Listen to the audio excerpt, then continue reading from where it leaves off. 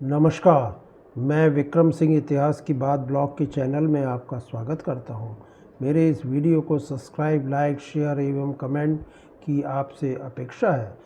जब बाजीराव पेशवा लगभग 40 वर्ष का ही था तभी वह बीमार पड़ गया। उसकी बीमारी का मुख्य कारण उसका मुस्लिम पत्नी से वियोग एवं उसके कारण परिवार में हो रही कलह थी। मस्तानी को बाजीराव के परिवार ने एवं मराठा समाज ने पसंद नहीं किया।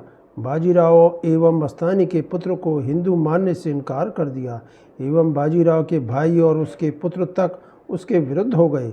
बाजीराव इसके कारण बहुत दुखी एवं हताश हो गया एवं बीमार पड़ गया।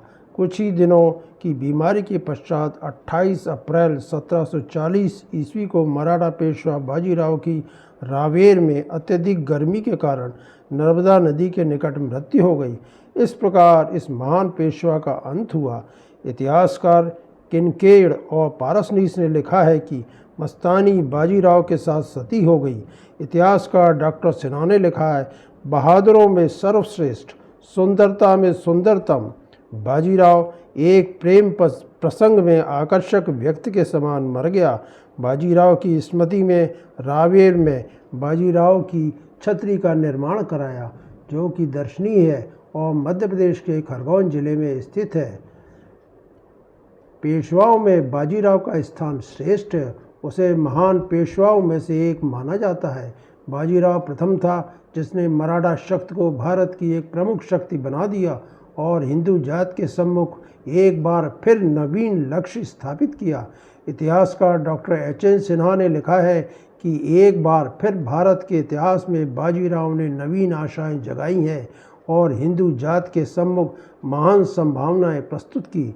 बाजीराव ने हिंदू धर्म की रक्षा की। उसने हिंदू धर्म को फिर से उसके उच्च पद पर आसीन करने का प्रयास किया। बाजीराव की यह महत्वाकांक्षा थी कि वह बनारस के काशी विश्वेश्वर को पुनः निर्मित कराए। इतिहासकार डॉक्टर सेन ने भी बाजीराव को हिंदू धर्म रक्षक और हिंदू साम्राज्य का निर्माता बतलाया है। वे लिखते हैं, शिवाजी ने मराठों को एक आवाज़ दी और किसी ने भी उस आवाज़ के महत्व को नहीं समझा जितना बाजीराव पेशवा प्रथम ने। शिवाजी की भांति वह हिंदू धर्म की रक्षक के रूप में अवश्य खड़ा हो गया। बाजीराव ने घोषित किया कि उसका देश हिंदू साम्राज्य तथा हिंदू पदशाही की स्थापना करना है।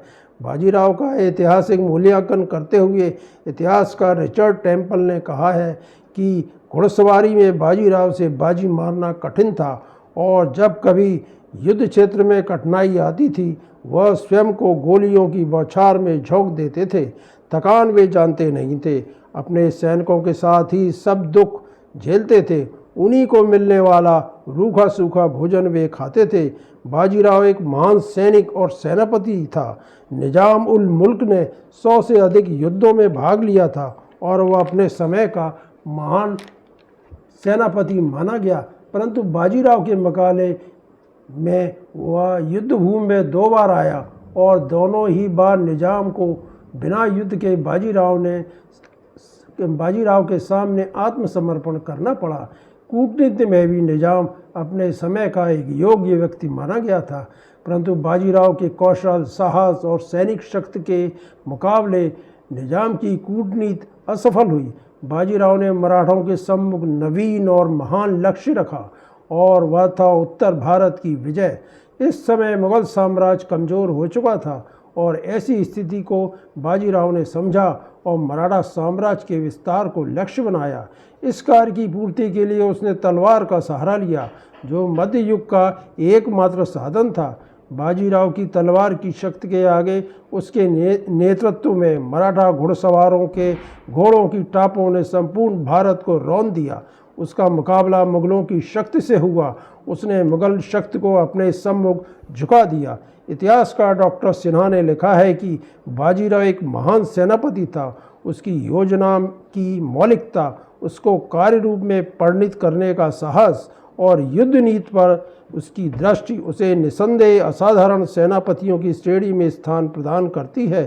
छत्रपति साहू के प्रधानमंत्री की दृष्टि से वह महाराष्ट्र के तत्कालीन व्यक्तियों में निसंदेह सर्वश्रेष्ठ था। उसकी विदेश नीति और मराठा विस्तार की नीति मौलिक ही नहीं अपितु दूरदर्शिता की भी थी। छत्रपति शिवाजी के बाद बाजीराव पेशवा दूसरा ऐसा मराठा सेनापति था जिसने गुरिल्ला युद्ध प्रणाली को अपनाया। उसे लड़ाकू पेशवा के नाम से भी जाना जाता है। इस कारण यह उचित ही कहा गया है कि बाजीराव पेशवा योजना बनाने का मस्तिष्क रखने के साथ साथ उसे कार्य रूप में परिणत करने की भी शक्ति रखता था।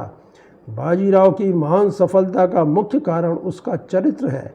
उसमें वे सभी गुण विद्यमान थे जिसने उसे अपने राज्य के लिए शक्ति का महान स्रोत बना दिया। लक्ष्य के प्रति अटूट निष्ठा, उच्च आदर्श, असीम विश्वास तथा राजनीतिक परिस्थितियों का गंभीर ज्ञान उसके व्यक्तित्व की विशेषताएं थी।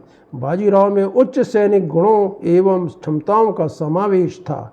बाजीराव ने ऐसी थल एवं घुड़सवार सेना तैयार की जो किसी भी परिस्थिति का सामना करने के लिए सदैव तैयार रहती थी। बाजीराव प्रारंभ से अंत तक एक सैनिक के रूप में बना रहा। वह कभी भी घर पर उतना नहीं रहा जितना सैनिक शिविरों में। अपने पेशवा काल के 20 वर्षों में वह सदैव गतिमान रहा। बाजीराव ने हमेशा छत्रपति साहू की इच्छा को महत्व दिया। वह जानता था कि उसकी शक्ति का स्रोत छत्रपति साहू महाराज है, अतः उसने सदैव छत्रपति साहू को प्रसन्न एवं संतुष्ट रखा।